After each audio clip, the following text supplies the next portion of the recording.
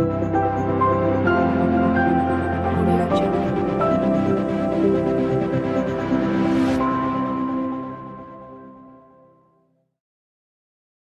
Hi guys, welcome to another episode of 10 Plus with Architect Ibeh Harrison. I'm your host today again. My name is Architect Uche, and with me I have a fantastic guest. He's an intelligent, brilliant man. He's also been someone who has spoken directly to me several times in my life. He's actually also a recurrent guest on our summits. With me here today is Mr. Sam Ikani. You're welcome, sir. Thank you so It's much. a pleasure to have you today Thank you so on much. this episode. I've always been a big fan of what you talk about and what you focus on: progression, career progression. Being progressive, going with the trend. And being aware of advances generally in community and society. Okay, so today we're going to be talking about merging the career mindset and the entrepreneurial mindset. And it always looks as if those two ideas are, like they're fighting against each other or something. So, but I think that there's a center point. What, sir, in your opinion, are the advantages, the disadvantages of either of them, and what are the differences between the career mindset and the entrepreneurial mindset? Right, so thank you so much, and it's a pleasure to be on this program, and it's always a pleasure to associate myself with Architect Ibeh and all what he does. It's the definition of all of these things that put us in this fixed position where we try to delineate between a career mindset and an entrepreneurship mindset.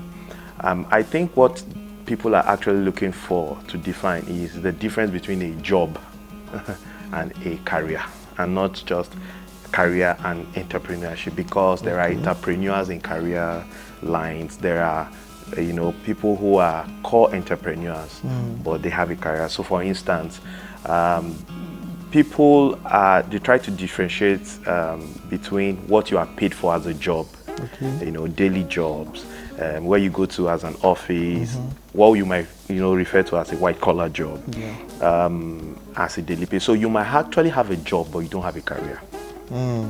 So the fact that you have a job and you go to somewhere every day in the morning, Monday to Friday, 9 to 5, simply does not mean that you have a career. You just probably have a job at that moment, and maybe because there's a particular service you can offer or render in that organization. There are people who are in entertainment and who are musicians, who are actors and actresses. They have a career, but they don't have a job like we refer to, but that's a career part. So what is a job? A job is that thing you do that gives you income and what that you refer to as wages. So you are paid for your time, for the exchange of your time. A career is a composite, an aggregate of all your experiences, of all your exposure, education, and your passion to a particular thing, for which you are rewarded. And the reward for a job is wages and salary. But the reward for people in career, for the reward for entrepreneurship is profit. So when you find people who are in career path, those are people whose income are determined by value, not necessarily by time. So for instance, there are persons that will say, for you to get this person into your space or into a program or to endorse a product or a brand for you, he will charge you 10 million. It has nothing to do with a job. That's the value the person has assumed. But there are certain places, for instance, if you are going to work for the civil service, regardless of your level of education, what is paid to a level 8 step 1 is what is paid to a level 8 step 1, whether you came in with the first class or with the third class. Good. So we need to have people differentiate between a job and a career. Whether both of them at loggerheads, I don't think so. And I think that I would say that I would advise that even though you think you have a job, you should have a career. Because as we grow through life, we get to this point where our usual human strength may not be able to sustain us somewhere in life. And therefore, you are now going to fall back on the things you have done with either your young life or the things you have done with your career life. And so there's something we call the retirement age. So when you retire, what's your life going to be about? What are you going to fall back to?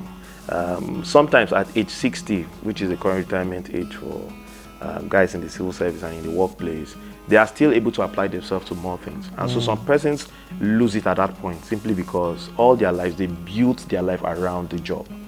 But what do I mean by building your life around your career? There are things you can offer. There are value and services that you can offer outside this job space. And the reasons for me are simple.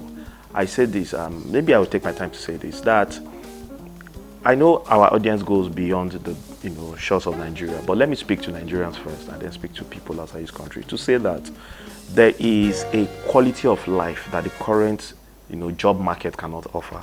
There is a quality of living, there is a quality of education, healthcare, social life that the current level of the job market cannot pay or cannot offer or cannot afford.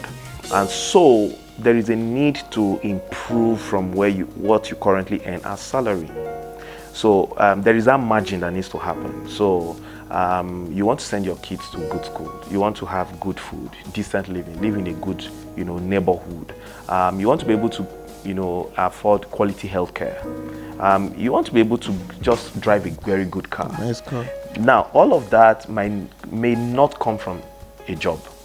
From your wage. So yes, it has to come from something else that gives you extra income, because our current economic realities cannot afford those things. And to add, to say that in Nigeria and in Africa generally, we live very dependent lifestyle. And so there are a number of persons, our dependency ratio is high. So there are a number of persons who depend on every one of us.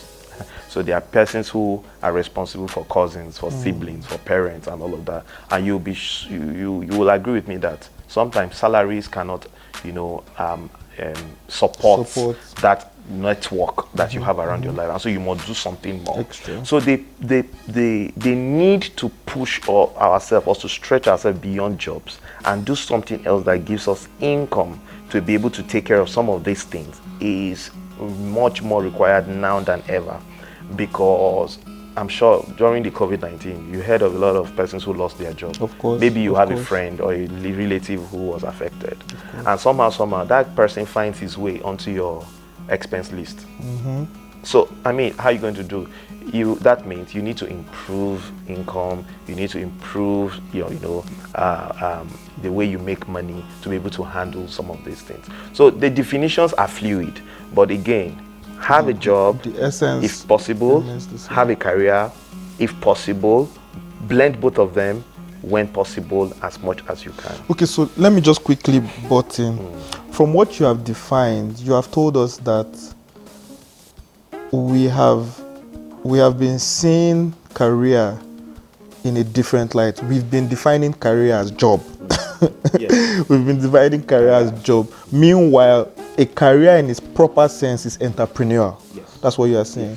Okay, so you are saying that if you aim for a career, you are entrepreneurial in a sense. Great. Yeah. Okay. So that's great. Then I noticed you also talked about, you dabbled a bit into what we might call a side hustle, in a sense. You dabbled into what we might call a side hustle. And what you are saying is, aside your job, which will be subsumed in your career, you need to create some sort of external value, which could be a side hustle, or could be some sort of way to increase your overall gross earning eventually. I think that's what you're saying. Exactly. Okay, so now let's go into what you said. How do you run a business, or how do you create value? Let me not narrow it down to just the business, but how do you create value aside, your 9 to 5 or what you have defined as a job? Great. We can just for more practical terms use the illustrations of maybe a civil servant or something. Right. Like that. Okay. So, how do you create this time to do side hustle? How do you achieve that? Whenever you find yourself in an employment, you need to be able to study how time is being used, how you use your time, on that job. And so sometimes some persons have times freed up for them. So for instance, your job, you can comfortably close from work at say 3 p.m. You can comfortably close from work at say 4 p.m. and then you are done from work for that day, and you have the rest of the day to yourself. Nothing stops you. There are guys in this city now, in the city of Abuja, that I know, who close from work as early as 3 p.m., 4 p.m. and they pick up their cars and they're on the streets doing the Ubers, rendering Uber services. Oh, and so they do all of that from say 4 p.m. to say 7 p.m. and then they go home. Now the thing is that rather than running into a traffic rather than running into that traffic and staying in that traffic that takes you from central area to Suleja, where you live, why not stay around town and do a couple of, just give 1 or 2, 3 hours to some trips and make some good income for yourself, for fuel, for that week. Now I'm speaking to those category of persons. I'm also speaking to category of persons who are very valuable, who are so knowledgeable that they work within certain organizations, but their pay structure is different. There are people like that. So the fact that we are all in the same organization does not mean we all earn the same thing. So there are persons who are very valuable to the organization, who are at the core of what the organization does, and so their pay or their salaries are determined. So when you do work and you do side hustles, these other guys, just by being valuable to the organization, are already earning so much. So there are people who you hear that are paid as much as maybe 4 million naira per month. I know guys who earn like 7 million naira per month. I know guys who are paid in foreign currency. I know guys who are paid like $15,000 per month, $20,000 per month. I'm saying net income per month. So you now need to ask yourself, what exactly do they do? How valuable are these guys? How are they able to get that point? Value? Yes, I think that's good. So it is a product of one deliberate, intentional career pursuit. So there are certain specialist areas. So before I even came, I was going through some jobs where people can work from their homes, and I'm seeing data scientist jobs, and venue, no location is required. Work from your house. It's international jobs, and these jobs are well paid for, right? So the thing is that what it requires to step into those kind of spaces seems difficult for a lot of people. So a lot of us, because of the kind of very frivolous lifestyle our politicians live and some persons live around us, we have discarded the principle of hard work. But I say to people that young persons, as much as you apply your lives to hard work, to a particular area in life where you know that return on investment is high. So for instance, data scientists are heavily paid. The job is in demand. People say there are no jobs. There are jobs everywhere. Every now and then there are jobs. There are over, as I speak to you, there are over 5,000 jobs right now waiting for people to occupy in Nigeria. Oh. What is the gap is that there are no adequate skills, commensurate skills that meet up with the vacancies. So you just hold that thought a bit. Yes. You've said a lot. You've talked about specialist jobs. Yes. And then you talked about hard work. So we'll come back in a bit. We'll take a short break, and then we'll be back to talk about specialist jobs, the work ethic, and I think something that he has dabbled into that I think everyone wants to talk about, employability. We'll be right back.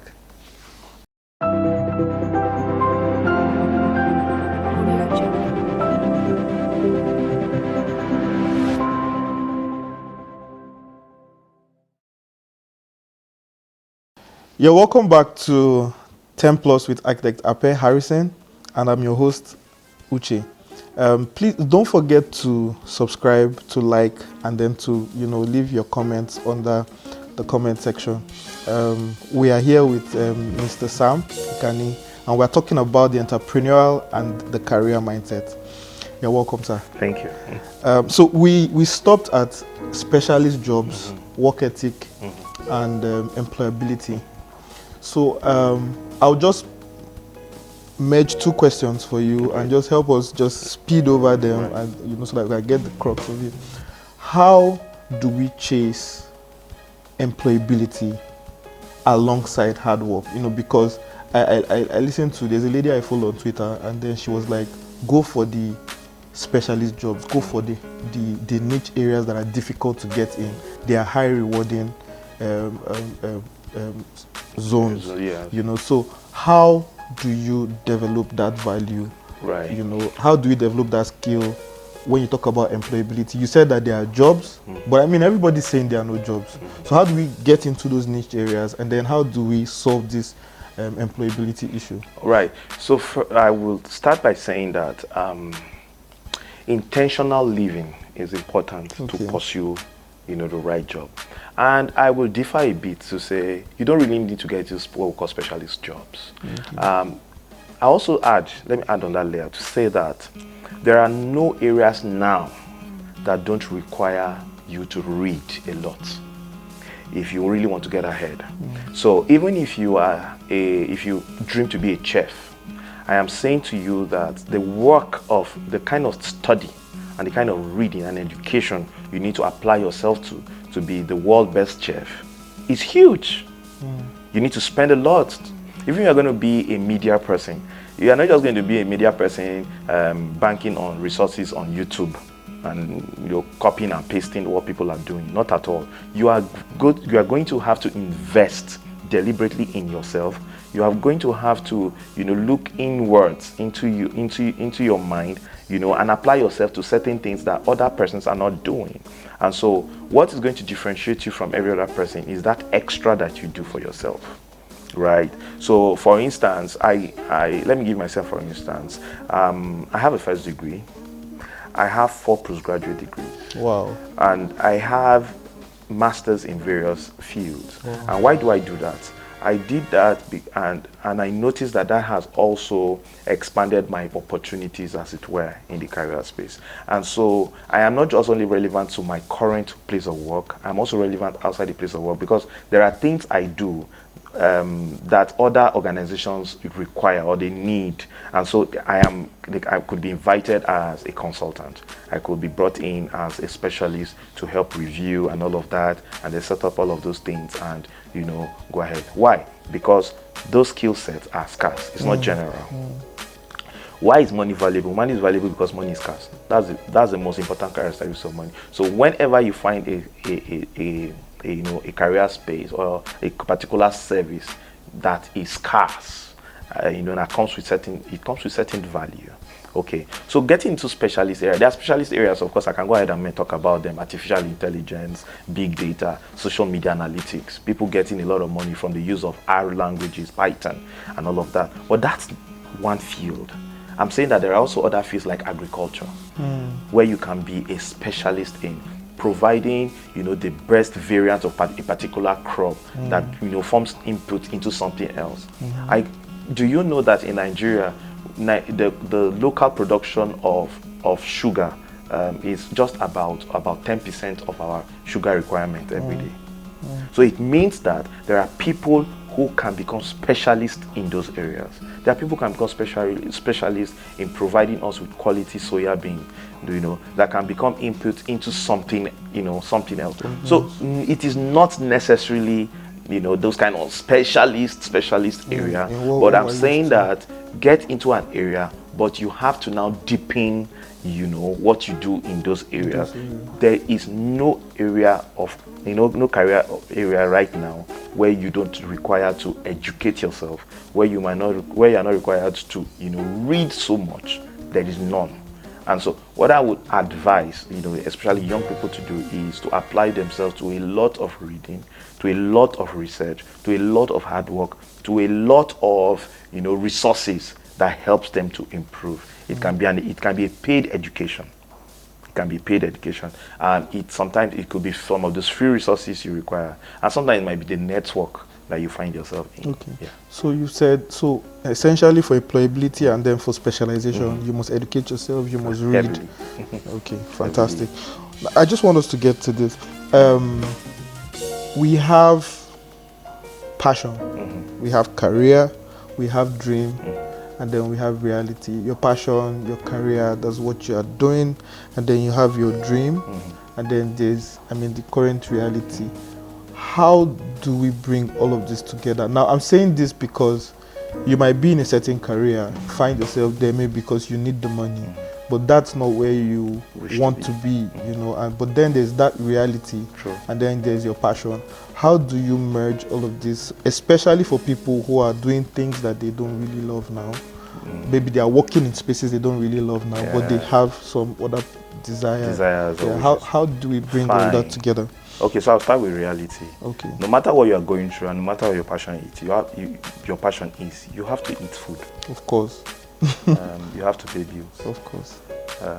You have to have money to take care of yourself, buy your personal hygiene. And so the reality is that there are certain needs that you have in your life that must be met. And if those needs are being met right now, regardless of your passion, that is very key. That's very basic. You have to wake up in the morning, take your bath, you use soap and toothpaste. That has nothing to do with passion or career. Those things are basic. So those are the realities. So what I'm simply saying is that no matter what it is that you are doing as for a living, there are certain things that must be, catered for, that you must take care of, and so that's the reality. So you have a need. Secondly, because of the current situation we have in our country, in our climes and all of that, you find yourself in a career or in a job that you are not really passionate about. That is also because sometimes we have fixed our mind on what we call passion. And we think that passion is something we stumble on or something that happens to us, which is not true. Sometimes you don't even know that you have other innate skills or expressions in your mind or in your life that you have not applied or you have not tested. And so sometimes you are more driven by what I would call utopia, things that don't really exist. You are not driven by the things you see around people's life rather than what you have in. There are certain things I stumbled on that I never knew I could do, but today some of those things have become sources of income, and all of that. So sometimes you can stay on. It's also the discipline of a man or a discipline of a person to stay in a particular area and cultivate a new skill and add it to your menu of skills that you express. That being said, you can be in a job where you are not really happy or passionate about, yet the income that comes from that job can be channeled towards, getting yourself into your intended career space, And sometimes you don't really have to wait, because sometimes getting into a sector might be difficult, but getting in is what matters. And so you might want to have, a job here and probably negotiate for a pay cut so that you can give more time to your career part, so-called career part, and all of that. And then you are pursuing it. Sometimes again, you could free up some time in a year to be on your job, and probably when you are on an annual leave or holiday or the weekend, you move into this other space. So I've done those kind of things a couple of times. So I work Monday to Friday, and then by Saturday, Sunday, I spend Saturday and Sundays in the house of somebody I know who is an expert, who uses a particular software. And I spend my Saturday and Sunday in his house, because while I'm learning this software, which is not really being used in my current place of work, because I know that this software is the future, and I know that it's very valuable and it is rewarded very handsomely. So I will spare time to go and learn it. So it means that I'll have to stretch myself a bit. But this is what I will end on this note to say that sometimes when you do more, you may not be paid for as much as you do. But when you do so much at a time, you are going to be paid so much for the less things you do. So you are not necessarily, so you might stretch yourself right now. But it gets to this point, which a lot of us are, some of us are, we usually get to, where it now becomes adversary, it now becomes management, it now becomes oversight. Not necessarily because you are doing the technical job, but you can spot where the mistakes can come from. You can spot where, expertise at that point. So you now have people coming up behind you, doing all the things, all the dirty jobs you have done all the years and all of that. And like somebody will say, I've paid my dues, you know, kind of thing. And so, but you're also using the opportunity to let the other young people coming behind you to know a lot of, you know, a couple of things and all of that. So, if you find yourself in a job you don't like, keep at it, especially when you know that when you leave that job, there nobody will feed you.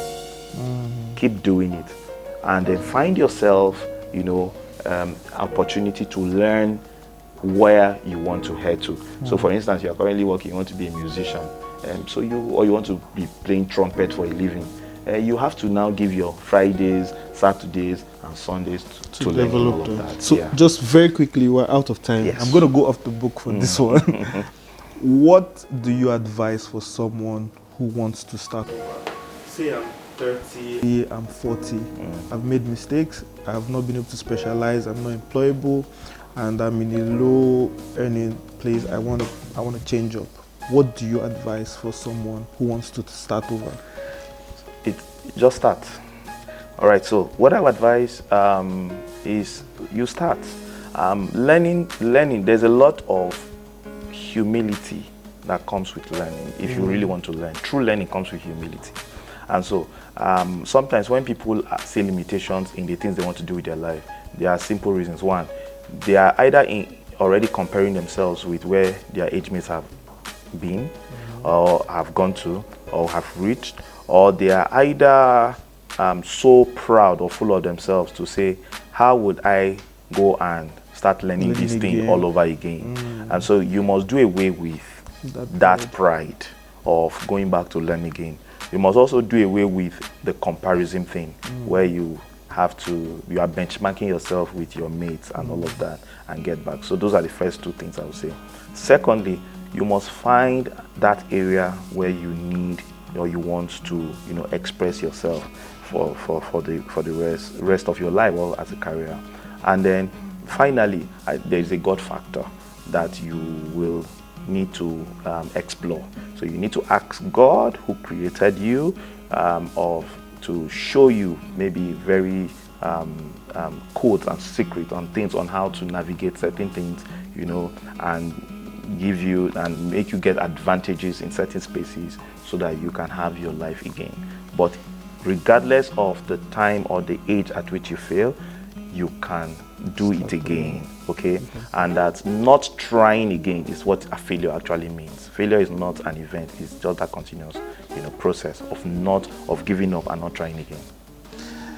We have come to the end of today's episode. Unfortunately, we've been blown out of the waters by Mr. Sam Ikani. So I'll leave you with the parting words he gave us: be humble and start. Thank you. Don't forget to like, subscribe, and then put your comments underneath. Let's see if we can have him again on another episode. Thank you very much.